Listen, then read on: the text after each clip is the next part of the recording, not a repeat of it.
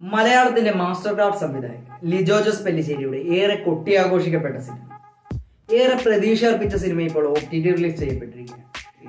ഒറ്റവാക്കിൽ പറഞ്ഞാൽ അതിഗംഭീരം, അല്ലെങ്കിൽ അതിനു മുമ്പ് ഈ അത് എന്ന് ഞാൻ പറഞ്ഞത് എന്റെ ചിന്താശേഷിയാണ്, അല്ല എന്റെ ചിന്തകളെയാണ്.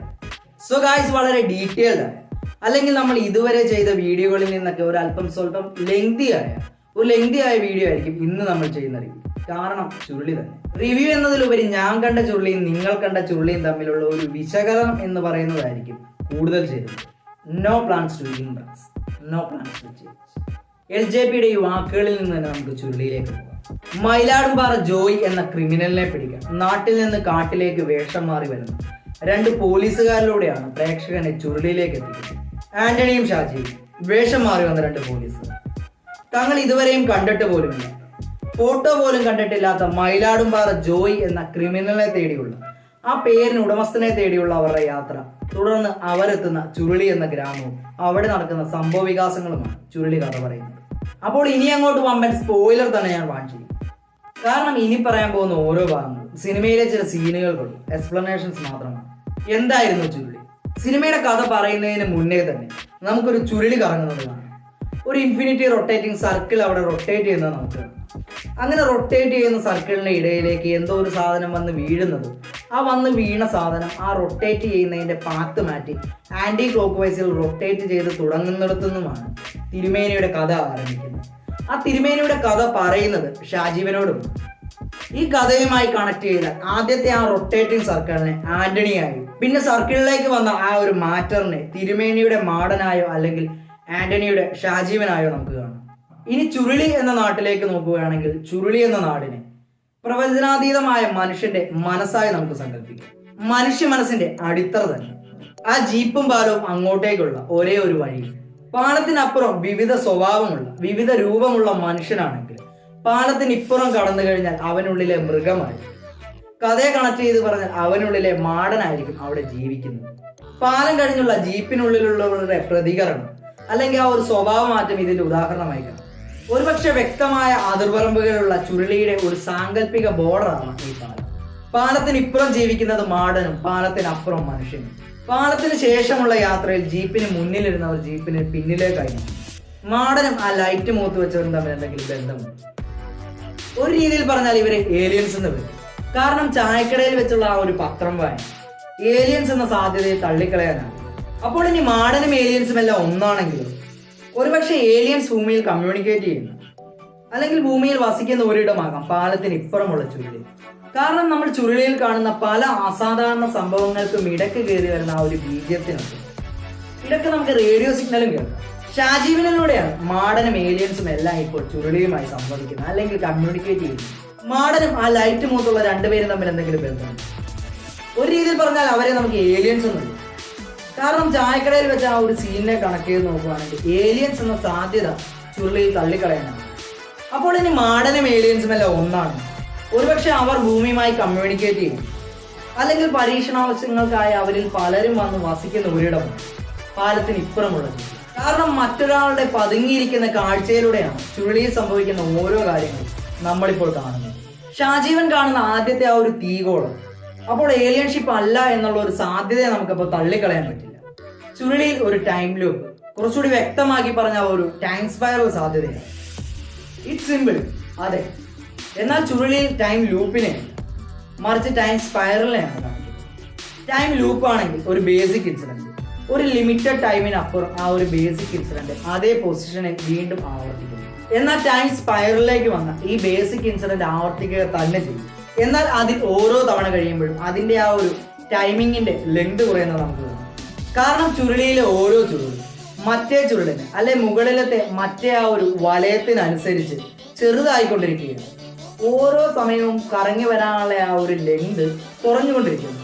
അപ്പോൾ ഇതിന്റെ ആ ഒരു സെൻട്രൽ പൊസിഷനെ നമുക്ക് ആ ഒരു മൂണായിട്ടോ അല്ലെങ്കിൽ സ്പേസ്ഷിപ്പ് ആയിട്ടോ നമുക്ക് കാണാം. അതിനു മുമ്പ് ടൈം ലൂപ്പിന്റെ അല്ലെങ്കിൽ ടൈം സ്പൈറലിലെ ചുരുളിയിലെ സാധ്യതയാണ് നമ്മൾ ഇനി പറയുവാൻ പോകുന്നത്. ഷാജീവൻ പറയുന്ന ഈ ഡയലോഗ്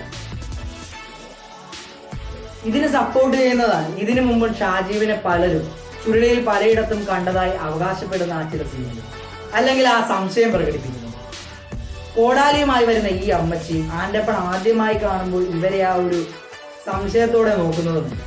പിന്നെ ആൻ്റപ്പന്റെ ആ സജീവനോടുള്ള ഈ ചോദ്യം. അങ്ങനെ ചുരുളിയിൽ ഷാജീവന് ചുറ്റും അരങ്ങേറുന്ന പല കാര്യങ്ങളും ഒരു ടൈം ലൂപ്പിനെ സാധൂകരിക്കുന്നത്.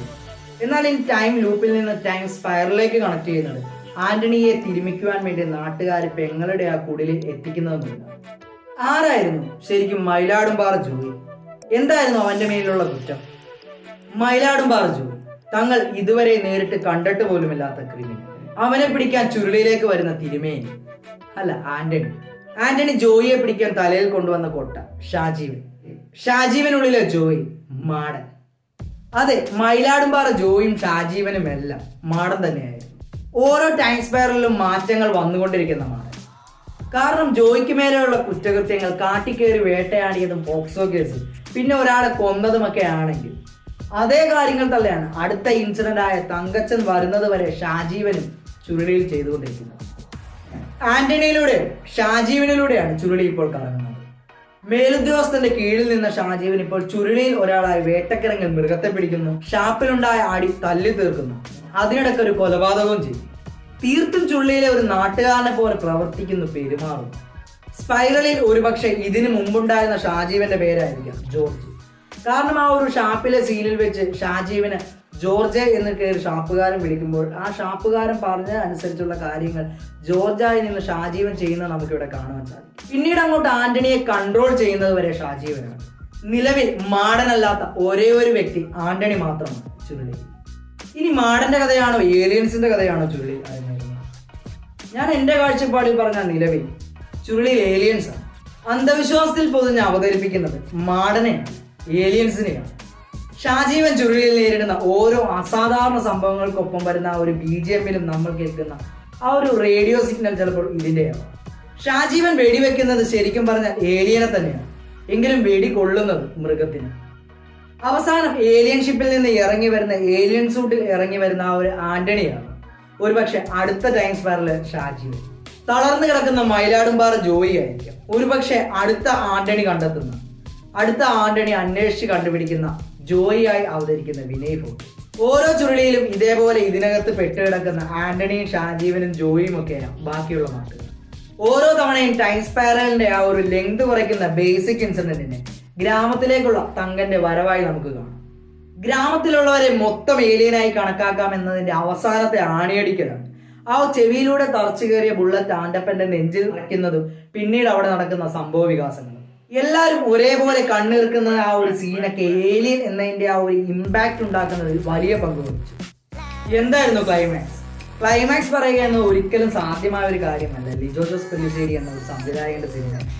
കാരണം ഡബിൾ ബാരലിലൂടെ മാജിക്കൽ ഫാന്റസിയിൽ കഥ പറയുന്ന LJP എന്ന സൈക്കോ സംവിധായകന്റെ അപാര കഴിവ് തന്നെയാണ്.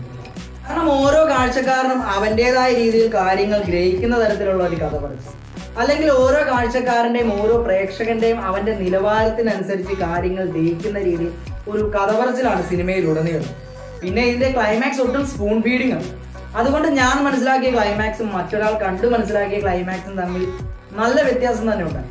അതുവരെ മാടനായി കണ്ട ജോയി ഷാജീവനാണ്. ഏലിയൻ പ്രസൻസ് തിരിച്ചറിയാൻ സാധിക്കുന്ന ആ ഷാജീവൻ തന്റെ പഴയ സ്ഥാനത്തേക്ക് അവരോധിക്കപ്പെടുന്നു. ഷാജീവന്റെ ഈ ഒരു കഴിവിനെ നമുക്ക് ഷാജീവൻ ചുരുളിയിലേക്ക് വരുന്നതിന് മുമ്പ് ആ ചായക്കടയിൽ നിന്ന് പുറത്തേക്ക് നോക്കുന്ന ആ ഒരു ഭീകരമായ നോട്ടത്തിൽ നിന്ന് തന്നെ നമുക്ക് മനസ്സിലാക്കുവാൻ സാധിക്കും. വഴിതെറ്റിച്ച് അവസാനം മാടന്മാർ ആന്റണിയെയും അവരുടെ ലോകത്തേക്ക്, അല്ലെങ്കിൽ മാടന്മാരായി ചിത്രീകരിച്ച ഏലിയൻസ് പുതിയ ഏലിയൻ സൂട്ടിൽ ആന്റണിയെയും അവരുടെ ലോകത്തേക്ക്, അല്ലെങ്കിൽ അവരിൽ ഒരുവനായി ആന്റണിയെയും കൊണ്ടുപോകും. ഏരിയ 51 പോലെ വ്യക്തമായ അതിർവരമ്പുള്ള അതിനിഗൂഢമായ ഒരു സ്ഥലം തന്നെയാണ് ലിജോയുടെ ചുരുളി. ഞാൻ ഇതുവരെ സിനിമയുടെ ടെക്നിക്കൽ വശങ്ങളെ കുറിച്ച് അല്ലെങ്കിൽ VFX ക്യാമറ വർക്കുകൾ ഒന്നിനെ കുറിച്ചോ സംസാരിച്ചില്ല. സിനിമയുടെ ലാംഗ്വേജ് ഒക്കെ ആയിട്ട് ബന്ധപ്പെട്ട് ഇനിയൊരു റിവ്യൂ ഉറപ്പായും. ഏതായാലും ജോജുവിന്റെ ആ ഒരു എൻട്രി ഡയലോഗ് ശരിക്കും പറഞ്ഞ ഒരു ഫോർത്ത് വാൾ ബ്രേക്കിംഗ് പോലെ എനിക്ക് സിനിമ കണ്ടുകൊണ്ടിരുന്നപ്പോൾ തോന്നി. അപ്പോൾ നമുക്ക് ഇതിന്റെ ടെക്നിക്കൽ വശങ്ങളെ കുറിച്ചും ബാക്കി കാര്യങ്ങളെ കുറിച്ചും ഒക്കെയുള്ള ഒരു സെക്കൻഡ് പാർട്ട് വീഡിയോ നമുക്ക് വീണ്ടും. And also